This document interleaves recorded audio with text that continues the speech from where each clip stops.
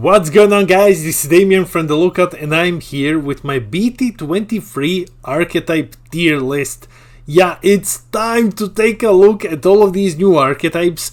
This is just the newest archetypes, plus NEPA, plus the promo NEPA as well. We can't not include NEPA.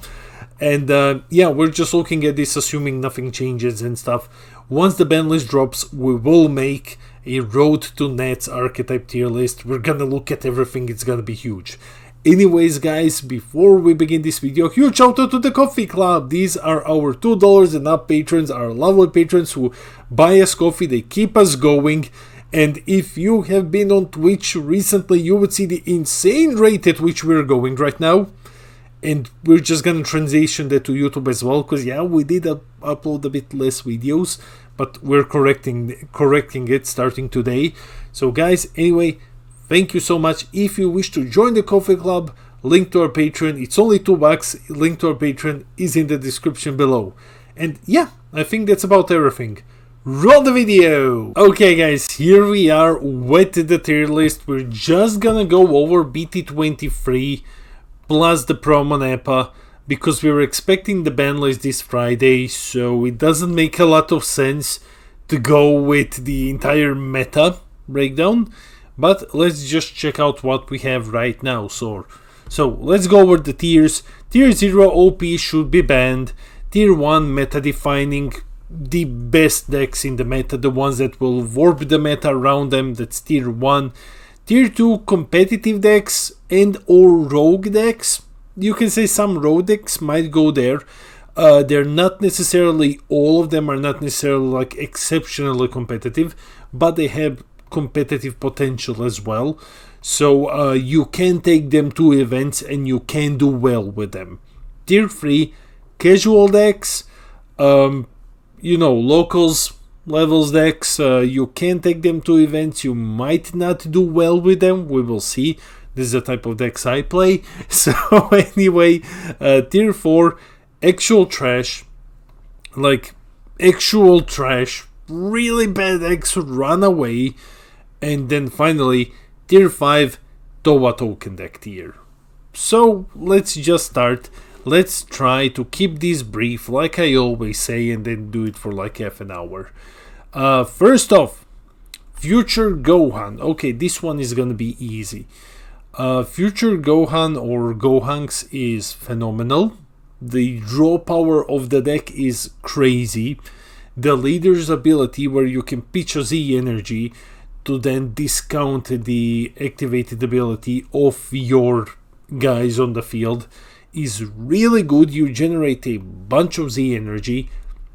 You can get your big swings in, you can get beneficial abilities, because a lot of them have like activated and you draw something, so you're plussing here a lot. The Z leader is great. The boss monster is okay for the deck. It's really solid. What's there left? There is the other Z extra card. So the first Z extra card, Destroyed West City, allows you to draw, so you're drawing even more. And then you have another Z extra card which can allow you to cheat in one of your big guys, which can be an SCR, and that SCR can win you the game very easily, especially if you play Strategies of Universe 7. It just flat out wins you the game when you play it, because it gives it barrier. So when it comes to overall red decks and overall red cards, it's a red Saiyan, so it is immediately a step above other red decks, because red Saiyan unlocks some cool things like Imposing Presence. It's gonna be running the newest Floodgate as well. It's charging a whole bunch of Z energy, so you're running Defeating the Demon with no issues in this one. Yeah, I believe that this one is phenomenal, that this one is absolutely insane. Probably a contender for one of the best decks in this set. It's tier 1. It's gonna be... There are a couple of red decks that are tier 1. There's around 3 of them, not all of them are here. So when it comes to red decks, yeah, definitely Gohanks is probably among the best. It's only a question whether or not it's better than Pan, but it's really, really, really good. So, reminds me of Gogeta, just like insane draw power, cool effects. Yeah, this one is gonna be wow. Really wow. Now let's take a look at the other one, androids. So, I'm gonna be very brief about this. If Gohanks reminds you of SS4, then androids is sin. And quite literally, like not quite literally, but very, very close in the gameplay style, basically. I think this deck is overlooked a bit because it does not have the draw power necessarily that Gohanks has. It definitely doesn't have the defensive tool that Gohanks has. Thank goodness it doesn't, because it's not a Red Saiyan. Red Android's trait isn't that good, and it's nowhere as good as Red Saiyan's, but it's still good. Like, the deck is still very, very, very good. Like, the deck is absurd when it gets going. It can swing so many times at your opponent. Things have double strike, critical, you cheat in attackers. There is so much that you do with this deck. It's exceptionally consistent. It's really consistent. The draw power is decent in this one. It's not bad by any stretch of imagination. The problem is you lack defenses. You lack the defensive tools that Red Saiyans have. You have to rely on your generic cards, such as the newest Floodgate, Token Negates. You can't use Imposing, unfortunately, but it doesn't matter. If you could do that, it would be way too much. If you could do that, this entire deck is crazy, and I think, in my opinion, it's a tier 1 deck. I think that it's a tier 1 deck. I think that people might be sleeping on it a bit because Gohan is just so much more appealing, because Gohan is not as punishing because it is a Red Saiyan and because it has a way to get your ass out of the fire while doing everything else. Just like everything. Androids are insanely offensive. Just like insanely offensive, and to balance things, they don't have the defensive tools that Gohan has. But still, guys, don't sleep on this one. When it starts cheating in huge guys and just slapping you with them super early on in the game, there's gonna be a lot of decks which just can't handle the pressure. They just can't. So I think Androids is definite. I think, in my opinion, both of these are tier 1, and the newest Floodgate just helps secure this place. Now a bit of a controversial one. Goku Piccolo. I like this one. It's weird. It's really, really weird, but it's very aggressive. So, let's talk about it briefly. Alright. It's not Gohan Superhero, right? It's not that levels of aggressive. It doesn't have the RNG problem, but it also doesn't have the huge draw as well. A lot of its plays are limited on the 4Z extra cards that you can have, the Special Beam Cannon. However, taking that into consideration and how clunky it reads on paper, the deck is very aggressive. It's really very, very aggressive. You have your Goku 1-drops, which cheat in your Piccolos, which costs free. You can play the Double Striker Piccolo with this. When you get to free energy, your not fated rival is 1. Then you have another Piccolo, which is 1. You have to judge Piccolos based on the Special Beam Cannon, because you have to consider that you're going to be using it when you swing with them, which is a lot, man. Like, it gives them quite a nice boost. So there is a lot of value here for a low energy cost. You can get in a bunch of attackers for a low energy cost, which makes me believe that the deck has legs when it comes to blue aggro. It really has legs, but unfortunately I think that it's clunky. It is a bit clunky. Well, actually, you know what? Let's just do it like this. Let me just do it. Let me just add this. Add a row above, paint it like this, and call it tier 2. But let's call it like tier 2.5 rogue decks. I think it's easier like this. Okay. What the hell just happened now? Delete this row. Tier 2, tier 2.5 rogue decks, and then yeah, add a row above, and this is gonna be tier 3 casual decks. Okay, so I think that, is it rogue though? I've just made it for this one, guys, and I like it. I like this one. I think that it might controversially be rogue, because there's a lot that you can do with this one. I think that it's like a step above completely casual when you take into consideration how strong Piccolos are when you start using the special beam cannon. The downfall is that you can use it only 4 times. So once you use up your Z extra, which is eating 4 slots out of 7 in your Z deck, then it starts being very, very painful.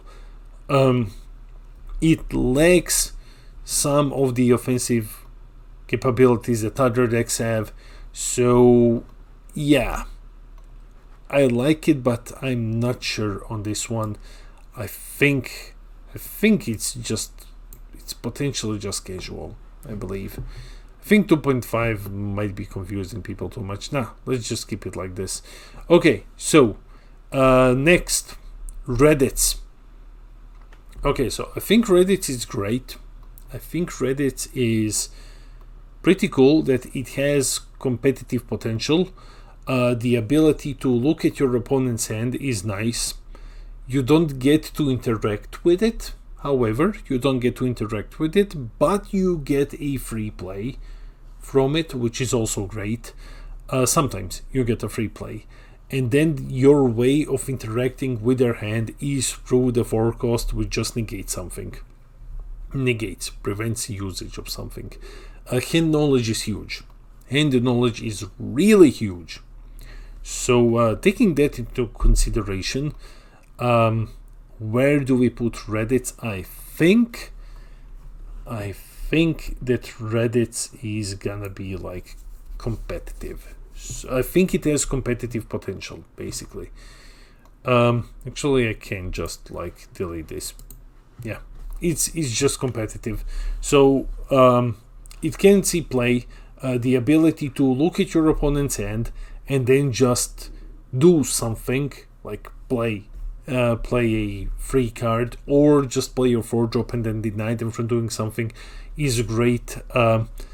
Yes, there is the argument you're not doing anything with their hand, but what you're getting is super valuable hand knowledge, which can let you know how much can you push, how many negates there are, what's the combo power in your opponent's hand. So there is a lot that you're getting with this leader, which is why I believe it has like some competitive potential.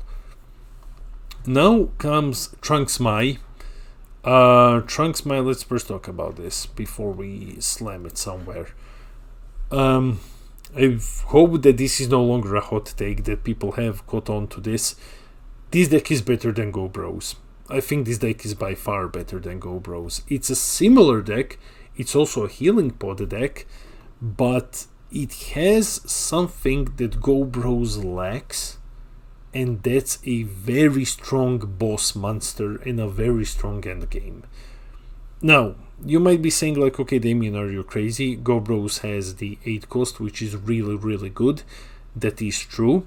However, keep in mind that the 8 cost comes out very late in the game. It really comes out, not late in the game, but that 8 cost requires of you to connect and to use your Z extra card, and then you can make it like really, really big and get this huge payoff and everything. Your opponent knows this. So for a card with no barrier on it, your opponent is just gonna be doing their best to negate that swing. And it's like 30 single unless you can get your Z extra card going. Yes, you are compensating with Solidarity.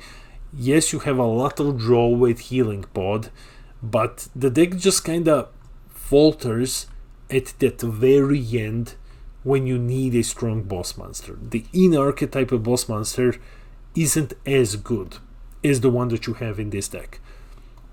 Now, we will be talking about this one very soon because the how to play guide is almost finished. When it comes to Trunks Mai, it plays the same way as Go Bros. It's a Healing Pod deck. You play a card from your drop, you trigger your Healing Pod. If you play the Mai which draws, you draw for it as well. So you keep drawing two like you do with Go Bros.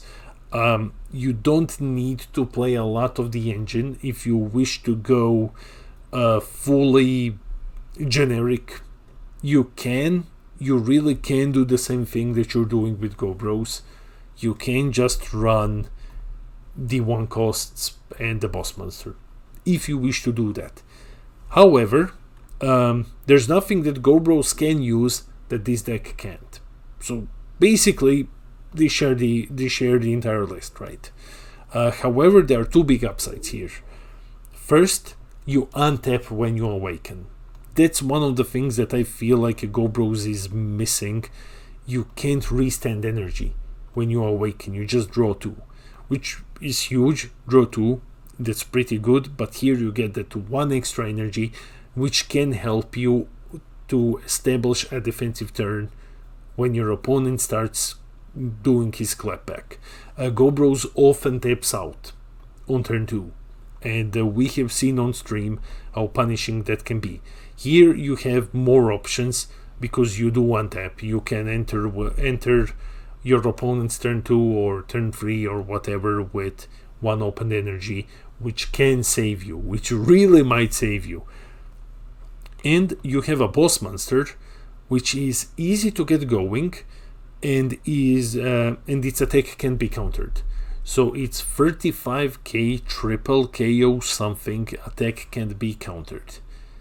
That's really, really good. That's really good. Like, it's basically guaranteed damage once you get it going. So yeah, that's why I believe it's just better than the Go Bros one. It does a similar thing. It's more expensive when it comes to energy wise. It comes in a bit later, but it does basically the same thing without your opponent having the ability to counter the attack. So it's a guaranteed triple if you have your Z extra in play. And you can run the King Cold to defend yourself, which is a great point, because when you awaken and you get your Z extra card, and if you got Healing Pod out as well, you have King Cold to defend yourself after your turn 2, which you don't have with Go Bros. So Trunks Mai is definitely competitive in my opinion. If Go Bros is competitive, this one is as well. So Zamasu, I don't like it. I honestly don't like it. I think the deck is just absolutely bad. I don't buy the free color thing. It's nah. It puts me off. I don't like it at all. I've been postponing the how to play for it forever because I don't know, I'm kind of biased against this one. I don't like the character, I don't like the art, I don't like these more multicolored. I want to do cute free colored things. You have to combo a lot to get its engine going. it's 3 colors, it feels a bit weird, it feels like a bit of everything. I don't see it. The Z Extra is horrible. I think that it's horrible. So might not be, but I think that it's like way too much, even with the discount. So I will just be putting this one into casual. Like, this is like, in my opinion, this is a locals deck, but this is from someone who really doesn't like it. Let's continue with Kefla. Kefla is phenomenal.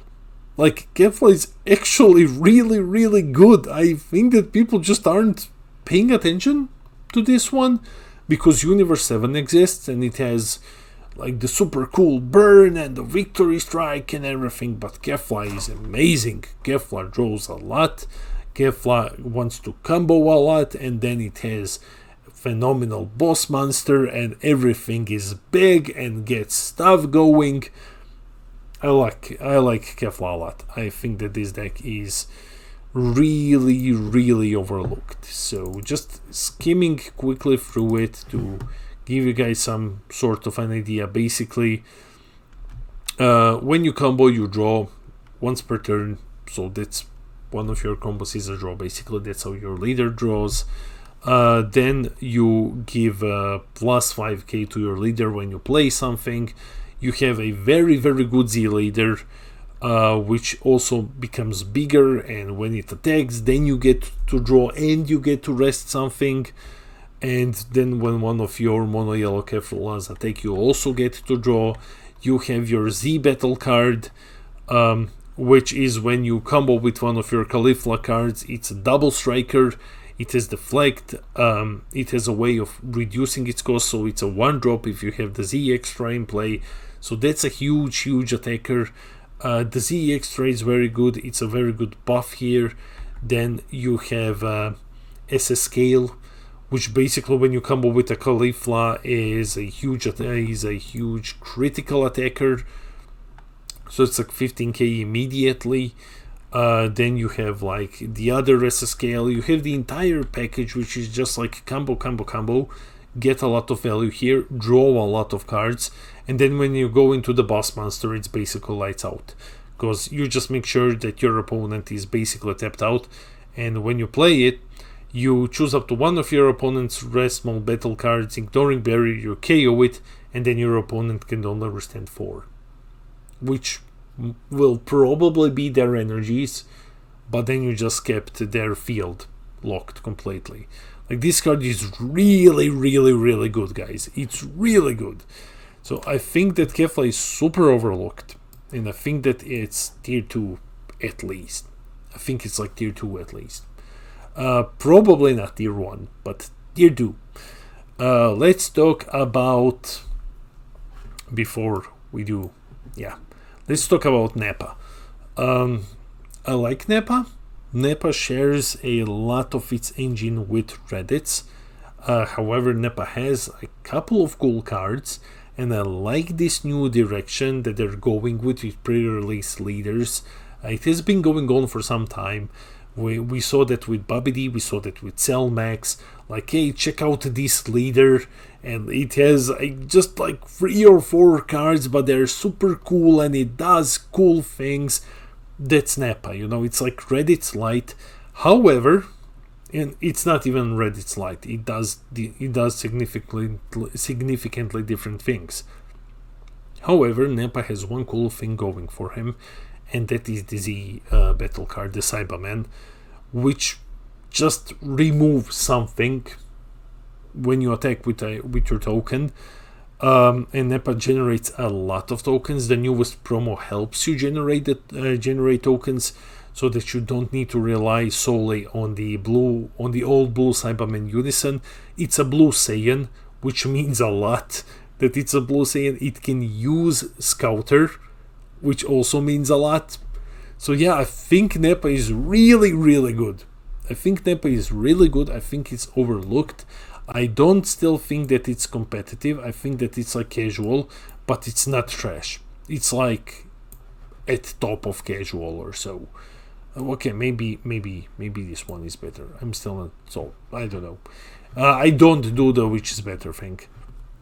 And finally, the big one, the one that's spooky scary to people. Yeah, I see, 20 minutes over. U7. So, this deck, I don't know, man. I'm not super sold on it. I have played against it. I have seen it played. From what I have seen on the stream, it's not super impressive. It definitely reads better on paper than it actually is. I did talk with Peter Dance briefly about it, and even he thinks that this deck is not all that. It's not. It has some good things going for it. So let's very briefly discuss this, because we're running at like 25 minutes now. It's going to be close to 30, I think, by the time that we're done. Okay, so it has a burn. It has the ability to burn, which is exceptionally slow, which is like really, really slow. So yeah, it can kill you when you drop to 1 life. It can just burn you. But other than that, it's like super slow.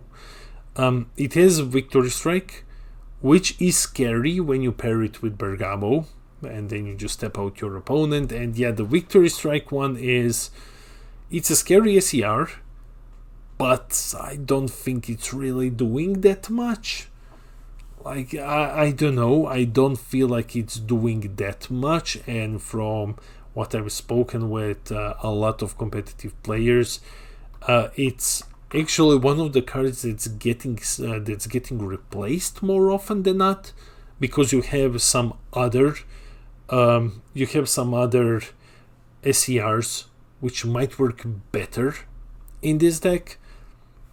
The big spooky scary is not the Victory Strike, man, or the burn. It is the 6th drop. It is the boss monster, which can restand itself a billion times, or can just swing at something in rest mode and burn you. That's the big scary, if you ask me. The Victory Strike is like, meh, sure, whatever. The boss monster is, yeah. Luckily, the card doesn't have any form of protection whatsoever. It's a 6 cost, it can be removed, it can be fought. So my general opinion is that everything in this deck, like the deck by itself, is okay. It's decent. There are a lot of pieces which are just like, yeah, sure, like you burn me one a bit later, okay. You have the boss monster that can be stopped, okay. Victory Strike is, sure, okay. But the problem, what really makes this deck, even if you take a bunch of pieces, it's consistency. It's super consistent. Everything is cheap. That's the big thing here. Everything is cheap in this deck, and it's just a pile of small things adding up. Because, you know, it's not like your opponent needs to spend 2 or 3 energies to get the boss monster out, or the burn, or it's like, no, it's just like he pays 1. You say like, okay, counter, I deal with it. He's like, yeah, okay, sure, now I pay 1, now I play, I don't know, my burn, my boss monster, I play something else. Now you have to deal with that as well. And then he's like, okay, I'll go into Victory Strike, so you need to deal with that as well. You need to make sure that you can't be tapped out with Bergamo. You need to make sure that they don't have a lethal swingy if they want to burn you by killing one of your battle cards. They have a whole bunch of Z energy. The leader can rest something. So overall, I think that the deck by itself is, like, the engine itself is pretty meh. Like, it's okay. But in accumulation with everything that it has being cheap and just coming out very quickly and in rapid succession later on in the game, plus this deck is scarier the longer the game goes, I think that's what's gonna put it a bit higher.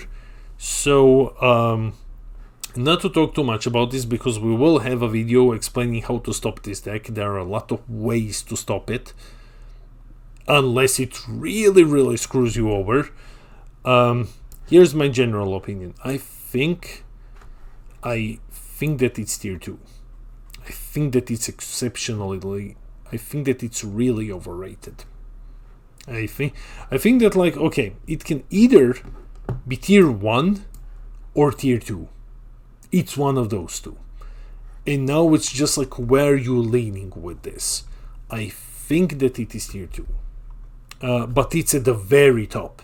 It's like, you can say it's tier 1.5. It's at the very top of tier 2. I just don't think that it is as good as other more generic yellow decks. I think that it's more terrifying on paper. Granted, yes, when you have cooler counter, you might win. When you have Bergamo, you might win. So under special circumstances, you can win. But if we're gonna look at it like that, if you have cooler counter and you're playing Spirit Bomb, you win as well. So, you know, it's kind of a toss-up of a lot of things. I think that it is at the very high end. So if we were doing left to right, I would say like this. These two definitely meta-defining, absurd cards. High end is this. I would argue that then we have it like this. Just because I'm a sucker for green. You can put it like this if you want, but I think that, like, it's somewhere around this. And these last ones are just because Reddit's engine is so good, but like, nah, we put it like this. So yeah, that's it. Here is the tier list. That's it for the video. Let me know in the comments below, what is your BT23 tier list? What do you agree with? What do you disagree with? Which decks do you think will be the best from this set? We're gonna do the entire pre-Nets, like Nets metagame tier list once the ban list drops. So for now, we're just looking at the archetypes, assuming that everything is the newest archetype, assuming that everything stays the same. So let me know in the comments, what is your personal tier list? I can't wait to read your comments. I read all of your comments. I try to respond to everything. I love our little community. And while you're here, hit those like and subscribe buttons. Help us get to 4,000 subs. And then we're gonna give away a booster box. This has been Damien from the Lookout, and I'll see all of you in the next video.